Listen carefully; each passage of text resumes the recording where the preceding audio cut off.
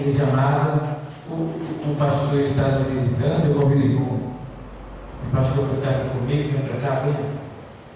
Qual é a denominação do nosso pastor?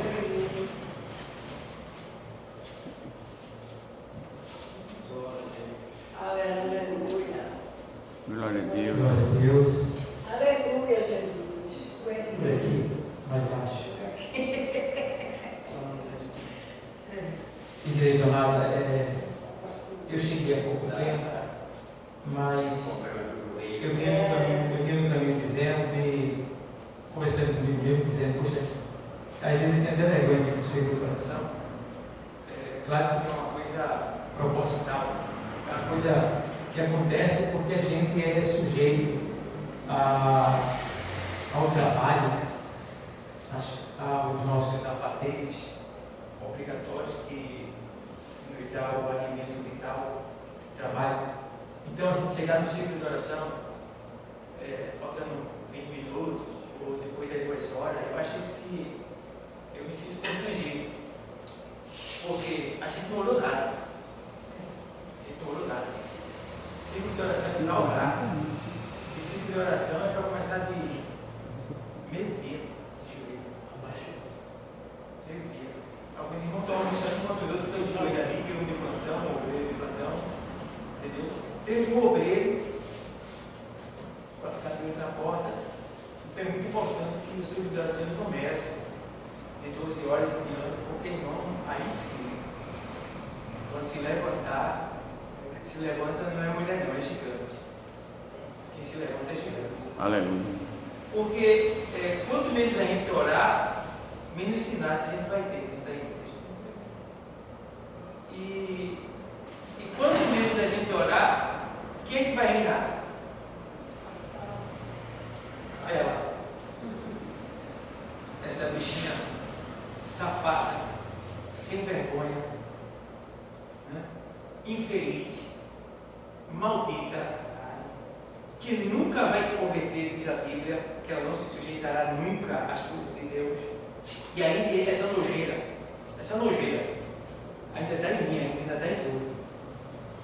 Eu posso dizer bem, sabe? Bem esse jeito mesmo. Essa nojeira ainda está em mim e ainda está em tudo.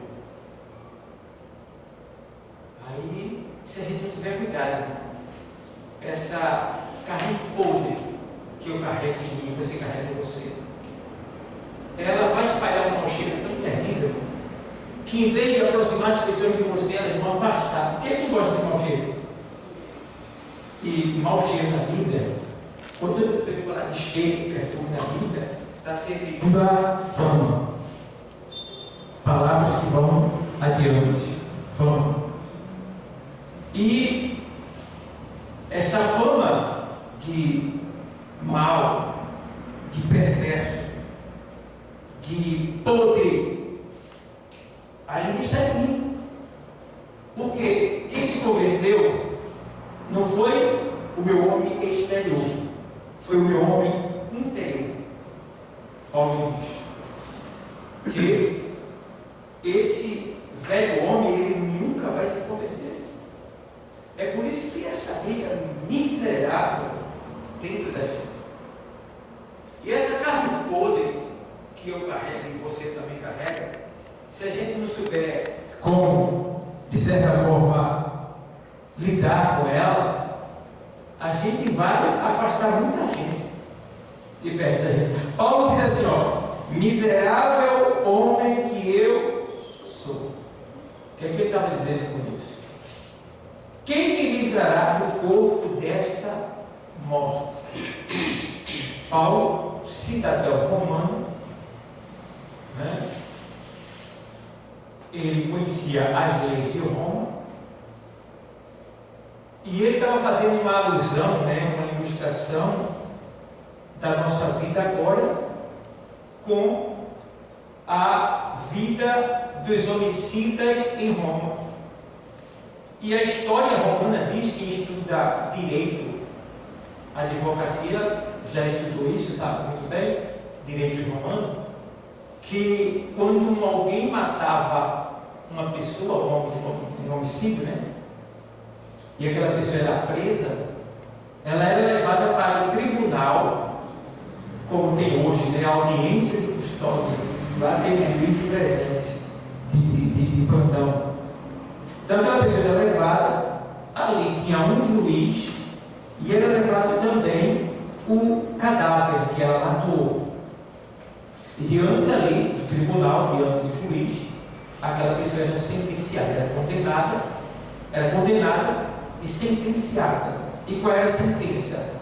Ela ia sair do tribunal com o cadáver daquela pessoa que ela matou, acorrentado nela. E ela ia ter que ir para casa com aquele cadáver amarrado nela, morto, coisa terrível. E tomar café, tomar banho, se vestir, se desce. Tudo que ela fazia, tinha que fazer com aquele cadáver agarrado nela.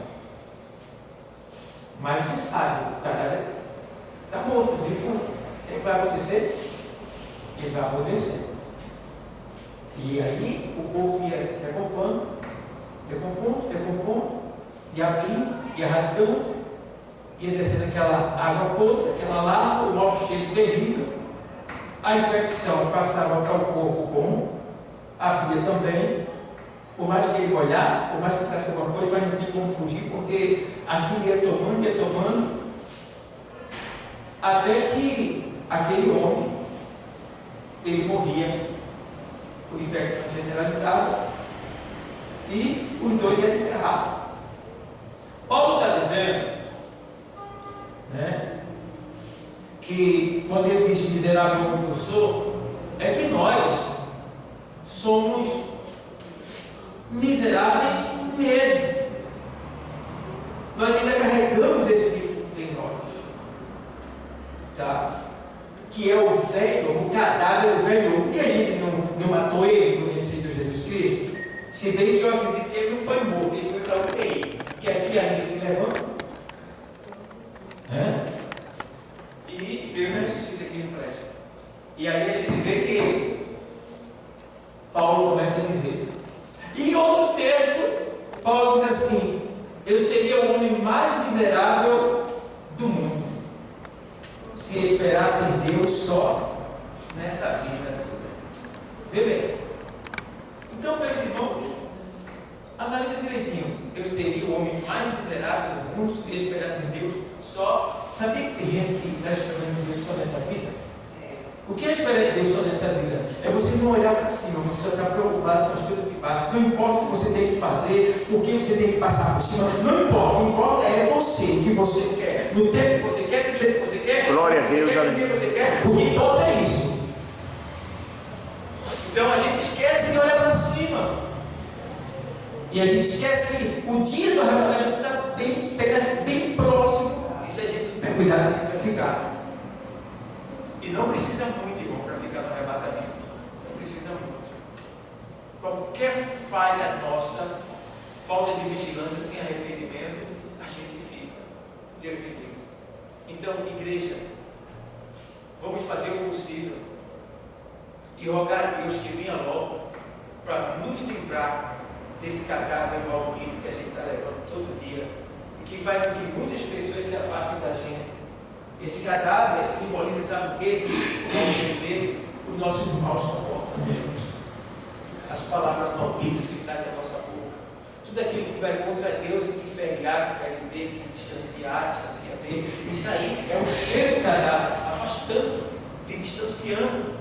Entendeu? Então a gente precisa ter cuidado para que esse cadáver, esse Deus que está em nós, não venha servir de escândalo para nós, mas que o cheiro suave do Espírito Santo possa ocultar em nós esse mau cheiro do cadáver que nós carregamos até o dia da redenção, que é quando o Senhor vai chegar com a espada dele e separar em Deus o nosso corpo, nos transformar e levar para a glória. Amém, igreja?